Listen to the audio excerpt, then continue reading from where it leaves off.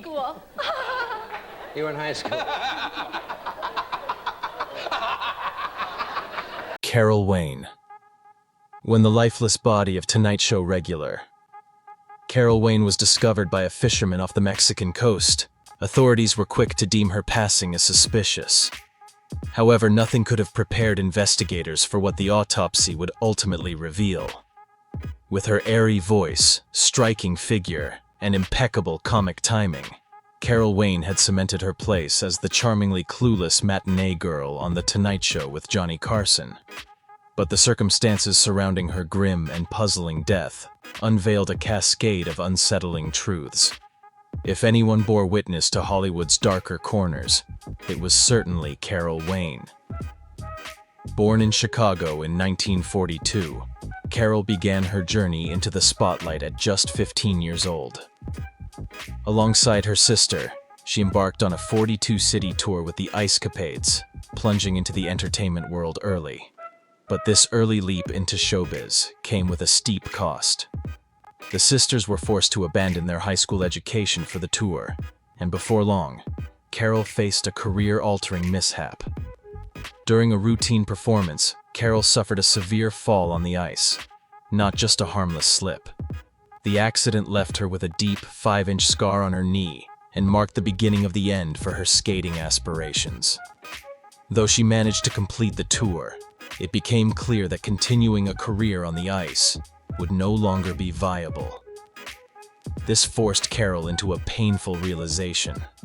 She had sacrificed her childhood and teenage years for the rink, missing out on dating, growing up, and even a high school diploma. With no fallback, she turned to the one thing she still had: the ability to entertain. Carol and her sister Nana set their sights on Las Vegas, seeking work as showgirls. They had the perfect look for the glamorous world of the Tropicana. Yet not everyone embraced their provocative new image. Carol later recalled her mother sizing up their scanty costumes with a sarcastic remark. "Could you ask them for a couple more feathers?" While working in Vegas, the sisters often drove to Los Angeles. It was on one of these excursions that Carol attended a party and caught the attention of a man who told her, "We're looking for a girl just like you." He invited her to a screen test the following morning. Despite her initial doubts, Carol dazzled at the audition and secured the role. She later joked about her success with a wink and a glance down at her curvy figure, saying, "And I've gotten all my parts ever since then." Around this same period, Carol fell in love with Loretto Larry Sir, whom she married in May 1965. What might have been the beginning of a more grounded domestic chapter turned out very differently. Their marriage unraveled quickly, ending just a month after their second anniversary. Reflecting on it with her trademark wit, Carol quipped, "Skating taught me to be limber, but that marriage really taught me how to be flexible."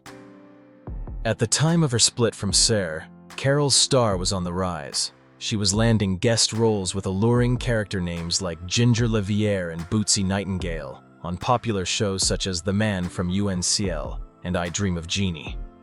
Unbeknownst to her, her biggest breakthrough was just ahead. In 1967, the very year she divorced, Johnny Carson and his production team welcomed Carol to The Tonight Show. She became a fan favorite in the recurring Tea Time movie segment, playing the clueless yet seductive matinee lady, opposite Art Fern, a character portrayed by Carson. Her signature blend of innocence and innuendo made her an instant hit.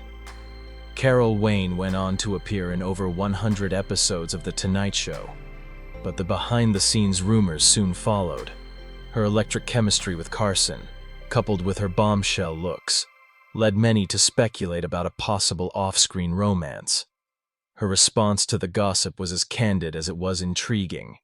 In an interview, Carol didn't dismiss the rumors. She hinted at mutual affection, but claimed the timing never aligned. They were simply never single at the same time. With a teasing smile, she once said, "He loves me. I love him. It's an understanding, a given. He still sees me every day in his dreams." However, Johnny Carson never publicly acknowledged any such feelings.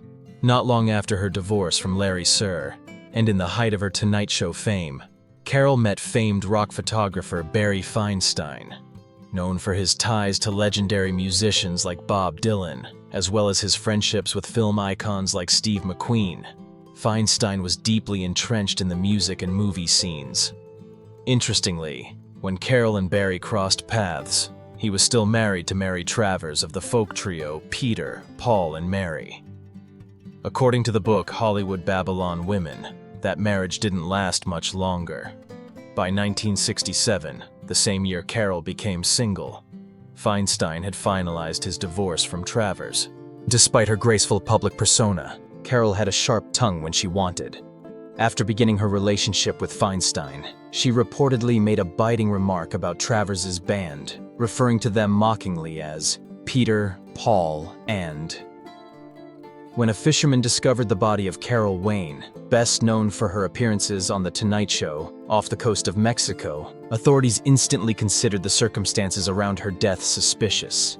But the truth became even more disturbing once the autopsy results came back. With her soft voice, voluptuous figure, and impeccable comedic timing, Carol Wayne became a familiar face as the sweet, clueless matinee girl on The Tonight Show starring Johnny Carson.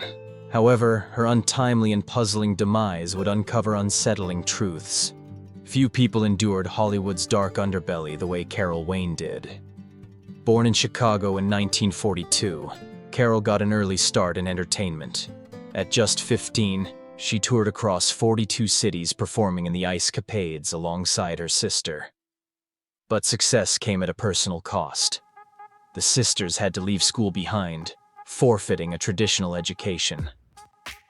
Then tragedy struck. One day, while executing a routine skating move, Carol took a serious fall. It wasn't just a minor injury. It left her with a 5-inch scar across her knee and ended her skating career prematurely. Though she completed the tour, the injury spelled the end of her aspirations on ice. This realization devastated her. She'd traded a normal childhood, relationships, and education for a career that had suddenly ended. Left with few options, she did the only thing she truly knew: perform. She and her sister Nina soon turned to more provocative venues for work. With the perfect look for it, the sisters became showgirls at the Tropicana in Las Vegas. Their mother, however, wasn't thrilled. Looking over their barely there costumes, she once quipped, "Could you ask them for a couple more feathers?" During their time in Vegas, Carol and her sister made frequent trips to Los Angeles. On one such visit, a man at a party approached Carol and said, "We're looking for a girl just like you." He invited her to a screen test the next morning. Although she had doubts, Carol delivered a standout audition and booked the part. Reflecting on her early success, she joked, glancing down at her curves, "I've gotten all my parts ever since then." Around this period, Carol met Loretto Larry Serra, whom she quickly fell for. The two married in May 1965, but what seemed like the start of a steady home life didn't last. Barely 2 years later, they were divorced. Looking back on it, Carol remarked, "Skating taught me to be limber, but that marriage taught me to be flexible." Ironically, the end of her marriage coincided with her career finally taking off.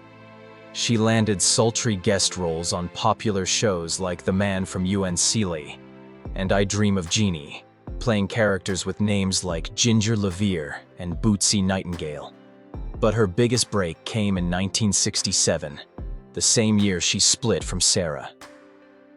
Johnny Carson and his production team hired Carol for The Tonight Show, where she played the naive bombshell known as the Matinee Lady in the wildly popular Art Fern's Tea Time sketch. Her on-screen chemistry with Carson was palpable, sparking rumors that their relationship extended beyond the cameras.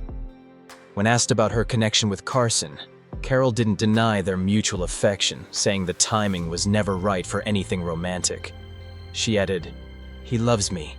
I love him. It's an understanding, a given.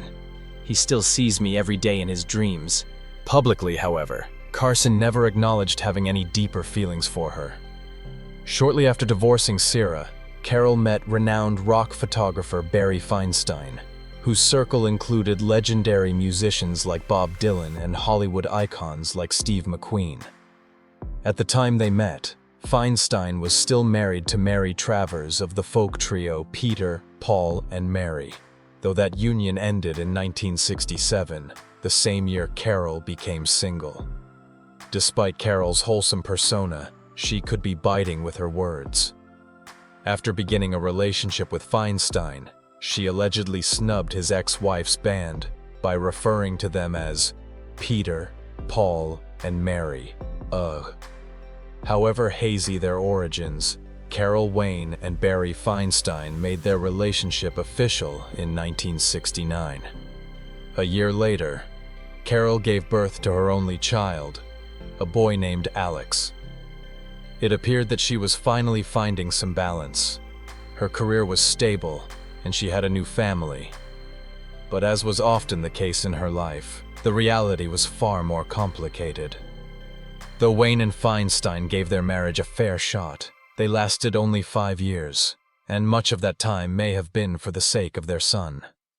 By 1974, the couple had separated, and Carol re-entered the dating world, this time as a single mom. Yet Carol Wayne never seemed to be without companionship for long. Just a year after her divorce, she tied the knot with television and film producer Burt Sugarman. At the time, Sugarman was producing shows that suited Carol's vivacious and curvaceous persona perfectly. One such show was Celebrity Sweepstakes, where Carol joined as a panelist. She continued appearing on The Tonight Show, but had her sights set on more substantial acting roles.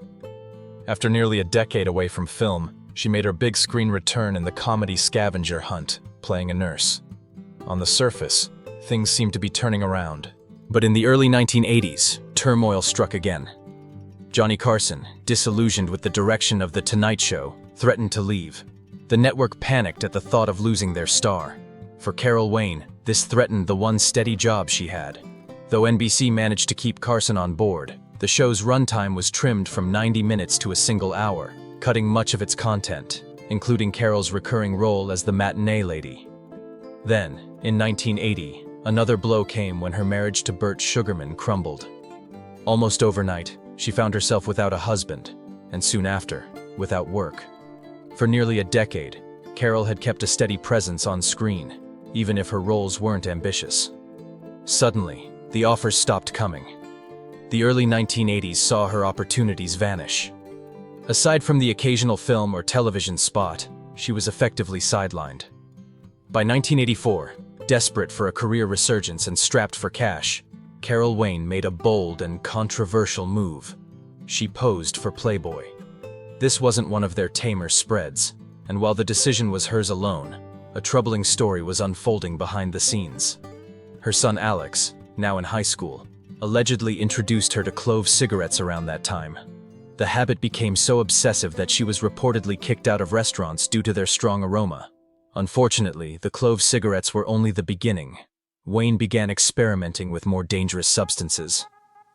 That same year, while she gained some income from her Playboy shoot, she also filed for bankruptcy. Her court documents revealed something heartbreaking. She had no income.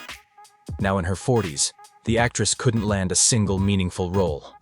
Her financial situation spiraled as her substance use increased. In the midst of this decline, there was a glimmer of hope. Wayne landed a role in the dramatic film Heartbreakers, which marked a significant shift from her usual comedic fare. The film debuted at the Berlin Film Festival and earned critical praise. Famed critic Roger Ebert even noted, "Her performance is so good, so heartbreaking if you will, that it pulls the whole movie together." It could have marked a turning point in her career, but it didn't.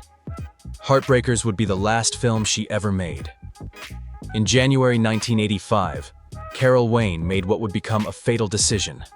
She traveled to the Las Hadas resort in Manzanillo, Mexico, allegedly to detox and regain control over her habits. Accompanying her was Edward Durston, a used car dealer and Hollywood socialite. The nature of their relationship was murky. though they presented themselves as a couple. Whatever their official status, Durston wasn't a stabilizing force. Hotel staff reported that the pair spent most of their time drinking and partying. If Wayne had gone there to recover, she was not succeeding. Then, on January 10th, when they were supposed to return to Los Angeles, they missed their flight, under unclear circumstances. Without enough money to stay at Las Hadas, resort staff took pity on them and helped arrange lodging at the nearby, more affordable Playa de Santiago hotel. But Carol Wayne was furious. She thought the place was a dump and refused to get out of the taxi when they arrived around 8:30 p.m. As Durston and a bellboy brought their bags up, Wayne stood outside, visibly angry. Moments later, she vanished. Durston, returning to the hotel lobby, found Wayne gone. Rather than search extensively or report her missing, he waited at the hotel bar, then checked into a different hotel entirely, effectively making it impossible for her to find him if she returned. Shortly after, he flew back to Los Angeles. He even took Carol's luggage with him, telling the airline she'd pick it up the next morning, despite having no idea where she was. 3 days later, on January 13th, 1985, a local fisherman found something horrifying in a shallow bay: Carol Wayne's lifeless, fully clothed body. He pulled her ashore, but she had already been dead for at least a day or two. Authorities in Mexico immediately deemed the death suspicious. Had Wayne accidentally drowned? Had she been so upset she took her own life? Or had someone, possibly Durston, caused her death? An autopsy determined she had been dead for 36 to 48 hours by the time she was discovered, placing her time of death shortly after her outburst at the hotel. Strikingly, there were no drugs or alcohol in her system. Whatever demons she had been battling, she had seemingly resisted them in her final days. There were no signs of trauma or struggle either, leaving authorities perplexed. Jorge Hernandez, the district attorney in Manzanillo, was not convinced she had drowned. The bay's waters were shallow and calm, and her body showed no injuries from a fall. That left only one chilling possibility. Suspicion quickly turned to Edward Durston. He had argued with her, failed to report her missing, and abandoned her in a foreign country. Worse yet, investigators uncovered a disturbing detail. Durston had been linked to another suspicious death. Back in 1969, aspiring actress Diane Linkletter called Durston to her home, only to reportedly jump to her death shortly after his arrival. Authorities focused on drug use in that case and cleared Durston. But the eerie similarities between the two incidents were hard to ignore. Despite growing doubts, nothing ever came of the case. Carol Wayne's death was ultimately ruled an accident. No charges were ever filed against Durston, even after multiple reinvestigations. Most now believe that Wayne, distraught after the altercation, may have wandered the beach and slipped into the water. If so, the circumstances were painfully ironic. A long-standing joke about her on The Tonight Show was, "With that chest, this lady will never drown." Perhaps most haunting was a moment between Carol and Johnny Carson on the show, where he joked, "Someday you'll be 47, to which she replied, "I hope so." Tragically, she died at 42. The loss hit Carson hard. Out of respect, he retired his Art Fern character, most associated with Wayne's matinee lady, for nearly a year. Behind her bubbly persona, Carol Wayne was a woman struggling with pain, and her sudden, unresolved death left a hole in the hearts of many who knew and loved her.